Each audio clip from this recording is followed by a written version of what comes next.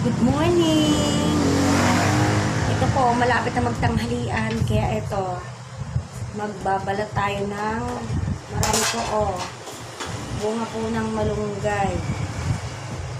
Igugulay natin, tapos lalagyan natin mamaya po ng baboy. Balat naman tayo ng bunga ng malunggay. Bunga ng malunggay, ito po ay binigay lang ni kapitbahay. Hindi ko na po kailangan bumili ng bunga ng malunggay. Kasi marami po sa tabi-tabi libre na. Kaya lahagi ang ulam natin, palagi na lang libre. Kung nakakatipid po tayo. Diba? Yun ako, nasanid na po.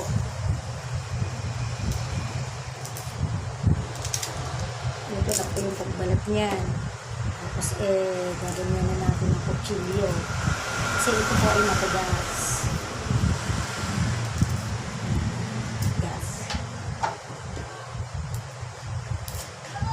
Ng ating buhok. Napahaba ko po yung buhok ko. Kasi dito maraming binibentang buhok. Sayang din yun. Kaysa ipagupit natin. Pahabain pa natin. Tapos saka natin ibibenta. Wala po ngayon sinasayang. Yung mga hindi kumakain ng bunga ng malunggay, ay kumain kayo. Subukan nyo. Ay, nahulog pa. Masarap to. Dali natin ito ng balat. Daming bunga ng malunggay. Lagyan natin ng gulay na pampakbit. Halo natin yung baboy.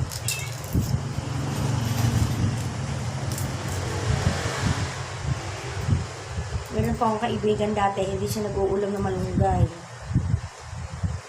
Tsaka ng okra. Pero natikman niya, ay masarap daw pala.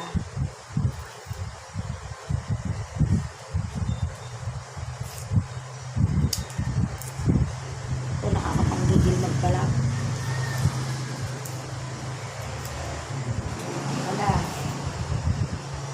Mamaya po isasalang na natin na.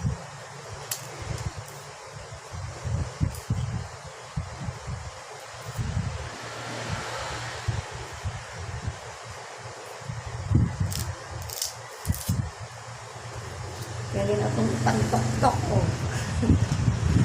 pantok-tok sa ulong matigas. Sa ulong matigas. Wala pa akong pinipili-pili. Kahit anong pagkain, kinakain ko.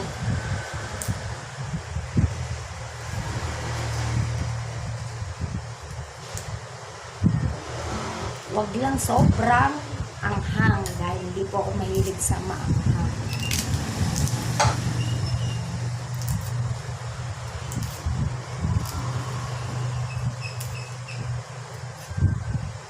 Shout out po sa nagbigay nito. Hello, Ate Beng. Ang sipag magbigay ng bunga ng malunggay.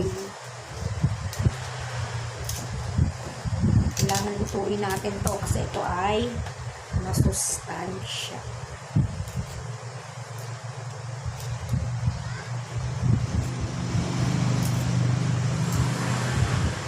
Kailangan maging matyaga lang po kayo sa pagbabalat nito. So, hindi katulad ng ibang gulay na basta mo na lang puputulin. Ito ay kailangan balatan mo pa. Yung matigas.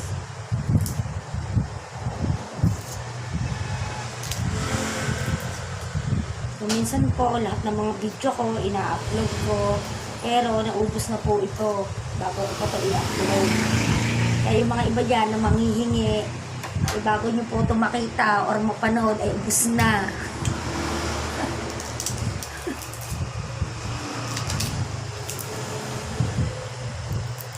At marami po kasi tayong ginagawa.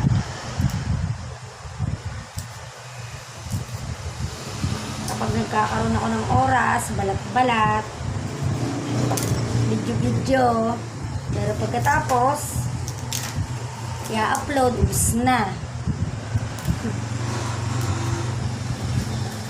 Kaya po minsan, nakakalimutan ko. Itong sa aking kapitbahay, gusto nito. Kaya lang, hindi ko na nabibigyan. Kasi po, lagi namang wala. Kaya nakakalimutan ko.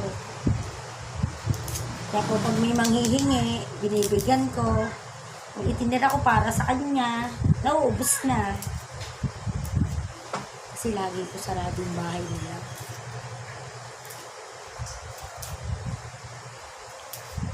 Pag kinatok ko naman, aso naman ang bubungad sa akin. Tatakulan naman ako. E di mag-iingay pa. Tapos maririnig pa ako ng ibang kapitbahay. Pag may hihingi, wala na po ako ibibigay. Tulad nito ngayon. Lulutuin ko na, uulamin na. Bago pa nila makita, wala na pala. Bilisan na po natin ito kasi tanghali na.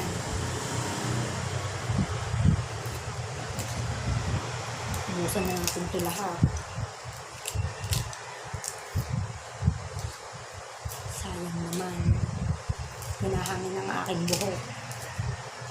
Baka mamaya pati yung utak ko hanginin na rin. Alam niyo naman kung hinahangin-hangin ako.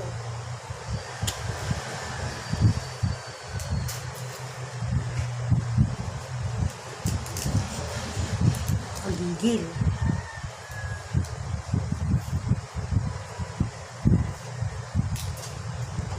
Nakakagigil magbalat.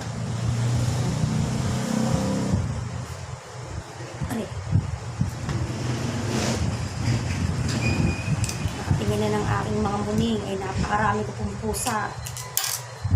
May bagong panganak pa. 3 plus 4, aba 7 na.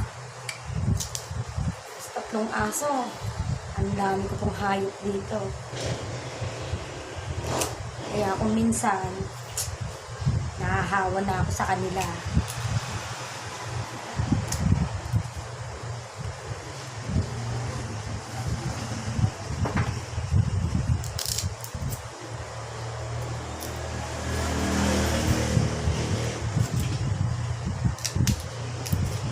Ang babait ng aking mga alaga, mga nakatingin lang.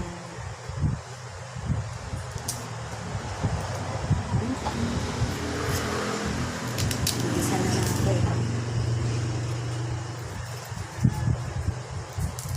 Bilisan na nating magbalat. Ako, nasamig pa ako. Ito na kayo nakaalala.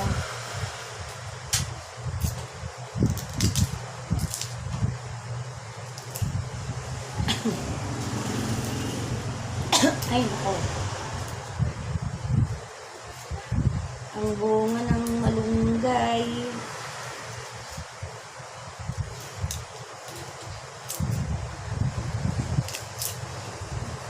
Nauso po ito sa mga Panggalatok at sa mga Ilocana.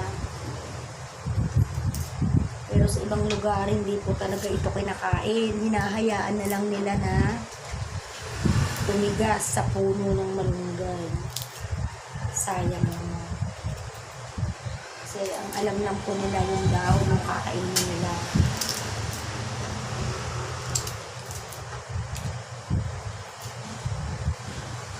Dati po ito, hinihingi lang sa bakod na may bakod. Pero ngayon, yung iba, binibenta na po nila to. Tapos mahal pa. Sinusungkot lang naman nila to. Tapos ibibenta nila.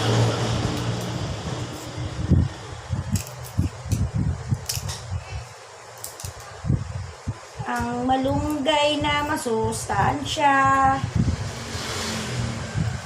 Sintonado pa.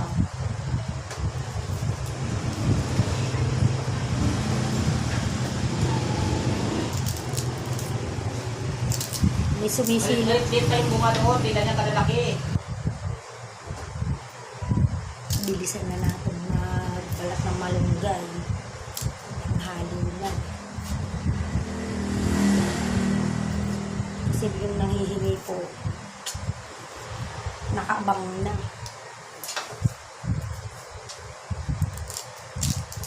Kaya lang, yung nagbigay nito parang wala. Kasi hindi ko po nakikita.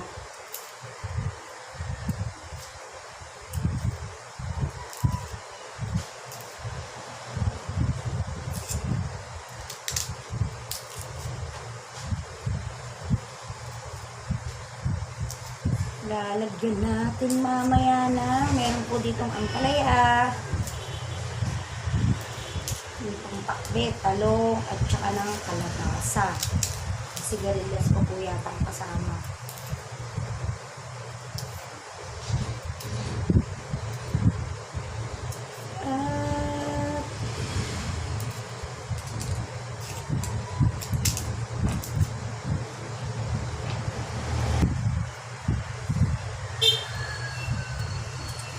At ito, last na po ito. Minadali ko na ang pagbabala. Tapos ito ang ating, medyo nahiwa ko na po ito kanina. Meron tayong kalabasa, sigarilyas, okra, talong, tsaka po itong sitaw. May ampalaya pa. Kaya medyo malilit po yung hiwa. Kasi hindi ko naman alam na may malunggay na ibibigay. Pero okay na rin. Ito po, gulay mo pang pakbet, fresh pa. Ating nang lulutuin. Pero anin muna natin yung baboy. Iwain po at isang kutsa natin para medyo malasa-lasa.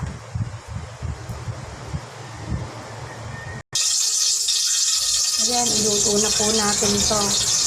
Ito po ay kamatis, sibuyas at saka ng luya. Sama-sama na po yan.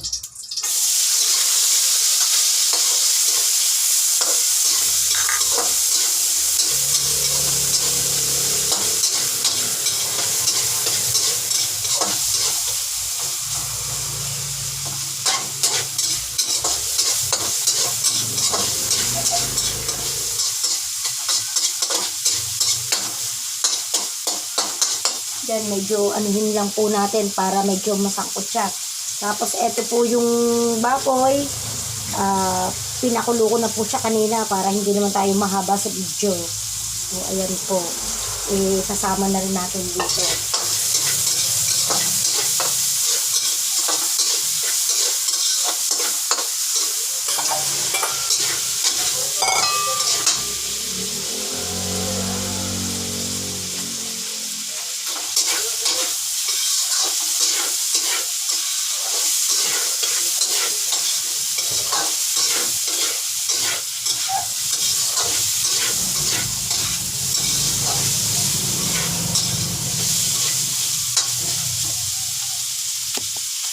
Ayan po, oh. Ito po ang ating isama din sa ating bunga ng malunggay. Ayan, masarap po yan. Oh. Tapos, ihahalo na natin si malunggay.